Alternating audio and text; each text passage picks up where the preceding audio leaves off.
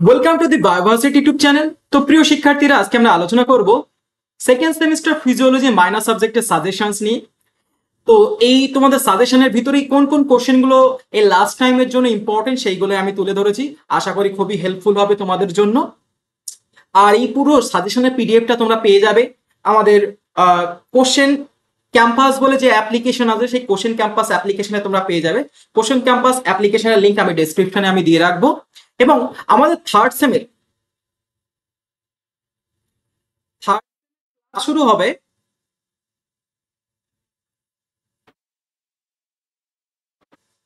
Second week, সেপ্টেম্বরের second week থেকে কিন্তু শুরু হবে কিন্তু, ঠিক আছে? সেপ্টেম্বরের সেপ্টেম্বরের সেকেন্ড উইক থেকে কিন্তু আমাদের ক্লাস শুরু হবে। তো চলো দেখা যাক তোমাদের ফিজিওলজি কোন কোন কোশ্চেন গুলো লাস্ট টাইম তোমাদেরকে রেডি করে যাবে। দেখ- দেখো, প্রথম যে ইউনিটটা তোমাদের ভালো করে পড়তে, হিউম্যান ডাইজেস্টিভ সিস্টেমস বা মানুষের পাচকতন্ত্র। এখানকার যে কোশ্চেন গুলো হচ্ছে, দেখো, মানুষের পাচকতন্ত্রে অঙ্গ সংস্থান এবং কার্যাবলীর বর্ণনা করো। দাঁতের গঠন এবং দাঁতের প্রকারভেদ, ভেরি ইম্পর্টেন্ট একটি কোশ্চেন। দেখো, অ্যাডাল্ট কন্ডিশনস এবং জুভেনাইল কন্ডিশনে দাঁতের যে ফর্মুলা, ডেন্টাল ফর্মুলা, সেটা ভালো করে পড়ে যাবে। গ্যাস্ট্রিক রসের গঠন এবং নিঃসরণ প্রক্রিয়া এবং কার্যাবলী ব্যাখ্যা করো, ভেরি ইম্পর্টেন্ট একটি কোশ্চেন। দেখো, গ্যাস্ট্রিক জুসের ভিতরে কি কি থাকে, আগের বারে কিন্তু এটা প্রিভিয়াস ইয়ারে কিন্তু কোশ্চেন ছিল। তারপর দেখো, অগ্ন্যাশয়ের গঠন এবং বহিঃস্রবণীয় রসের ভূমিকা আলোচনা করো, ভেরি ইম্পর্টেন্ট একটি কোশ্চেন। যকৃতের গঠন এবং পিত্তরসের রাসায়নিক গঠন এবং হজমের ভূমিকা আলোচনা করো, এটাও কিন্তু ভেরি ইম্পর্টেন্ট একটি কোশ্চেন। দেখো, অ্যানাটমিক্যাল স্ট্রাকচারের ভিতরে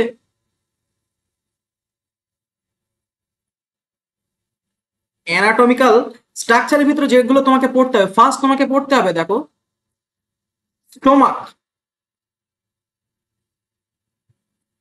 স্টোমাক তোমাকে পড়তে হবে, অর্থাৎ পাকস্থলী, তোমার আণবিক তার আণবিক গঠন যে, সেই পার্টটা কিন্তু ভালো করে পড়তে, ফিজিওলজিক্যাল স্ট্রাকচার। তারপরে কি পড়তে হবে? তারপরে পড়তে হবে কিন্তু প্যানক্রিয়াস বা অগ্নাশয়। তারপরে কি পড়তে হবে? লিভার বা আমাদের যকৃৎ। প্যানক্রিয়াস, লিভার, যকৃৎ, লিভার এবং স্টোমাক, এই তিনটের কিন্তু স্ট্রাকচার ভালো করে পড়ে যাবে।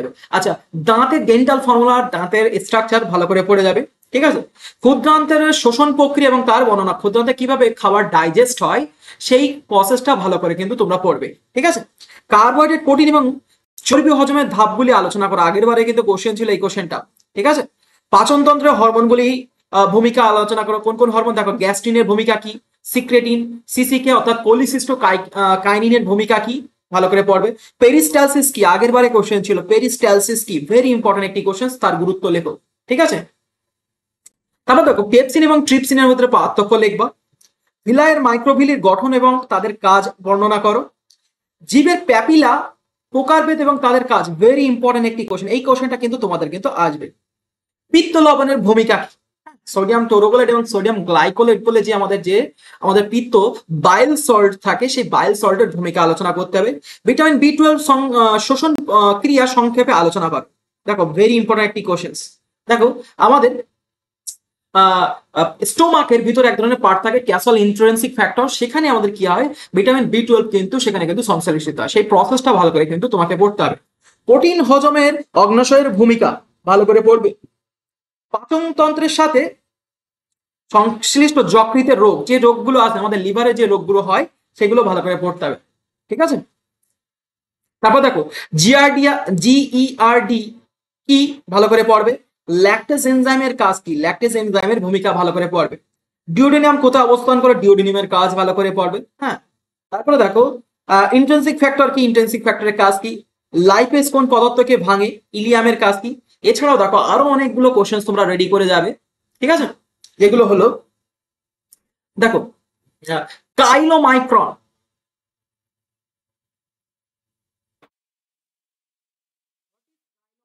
এটা ভালো করে পড়ে যাবে, ঠিক আছে? এছাড়াও দেখো, কাইল অ্যান্ড কাইন কি, সেটা ভালো করে পড়ে যাবে। এবার দেখো, পরীক্ষা কিন্তু কোশ্চেন দেবে বড় কোশ্চেন হিসেবে। দেখো, glucose, protein and lipid absorption process.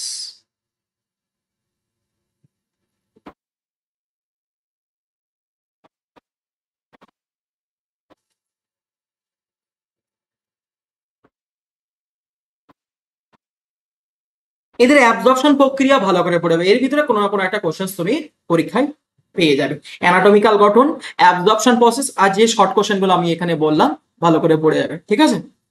এইবার আসা যাক আমাদের রিনাল ফিজিওলজি বা কিডনির ভিতরে কোন কোন পার্ট গুলো ভালো করে পড়তে হবে। কিডনি থেকে প্রচুর কিন্তু কোশ্চেন থাকবে। দেখো ফার্স্ট তোমার অ্যানাটমিক্যাল স্ট্রাকচারের ভিতরে কিডনি তোমাকে ভালো করে পড়তে হবে।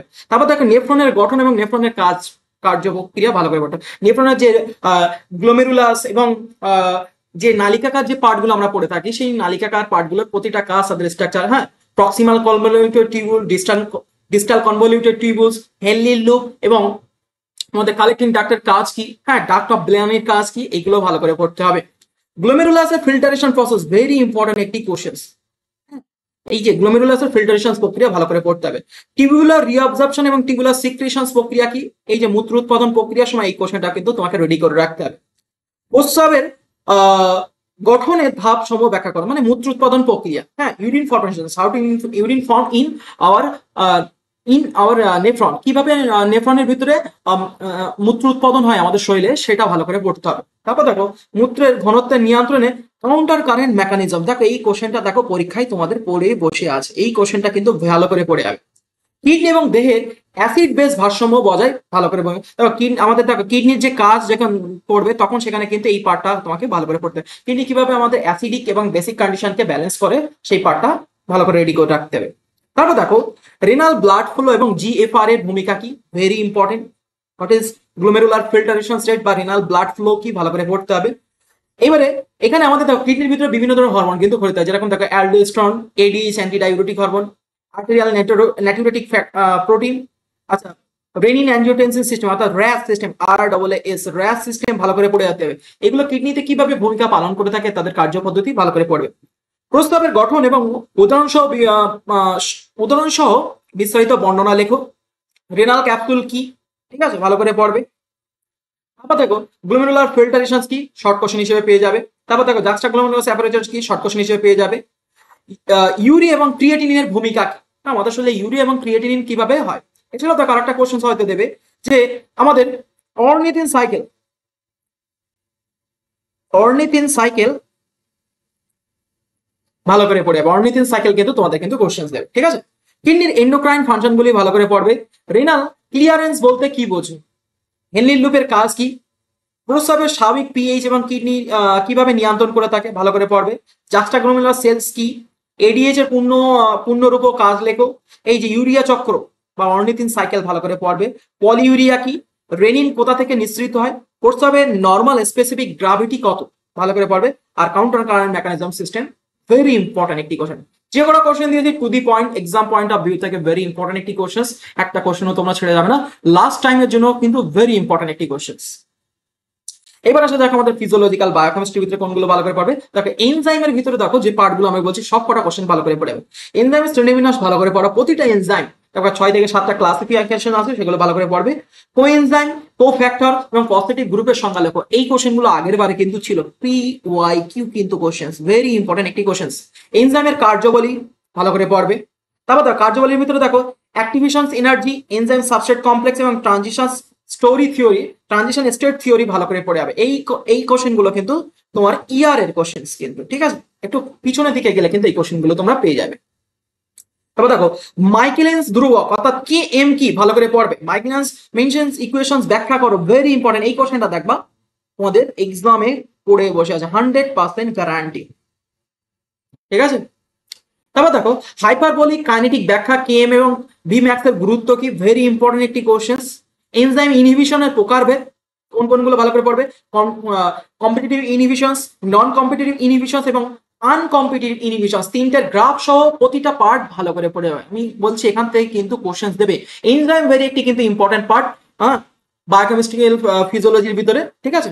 তারপর দেখো এনজাইমের কার্যকলাপের উপাদানগুলির ভূমিকা, দেখো এখান থেকে কিন্তু কোশ্চেন দেবে। Substrate concentration, enzyme condition, pH এবং টেম্পারেচার কিভাবে এনজাইমকে রেগুলেট করে থাকে, প্রতিটা কোশ্চেন কিন্তু ভেরি ইম্পর্টেন্ট একটি কোশ্চেন। হয়তো দিতে পিএইচ, এই কোশ্চেনটা কিন্তু চান্স অফ প্রবাবিলিটি কিন্তু সবথেকে বেশি এবারের জন্য, যে বলে দেবে এনজাইম রেগুলেশনের জন্য পিএইচ এবং টেম্পারেচারের ভূমিকা আলোচনা করো, ভেরি ইম্পর্টেন্ট একটি কোশ্চেন। এছাড়াও দেখো আইসো এনজাইম কি, উদাহরণ সহ গুরুত্ব ব্যাখ্যা করো। অ্যালোস্টিক এনজাইমস কি, উদাহরণ সহ ব্যাখ্যা লেখো।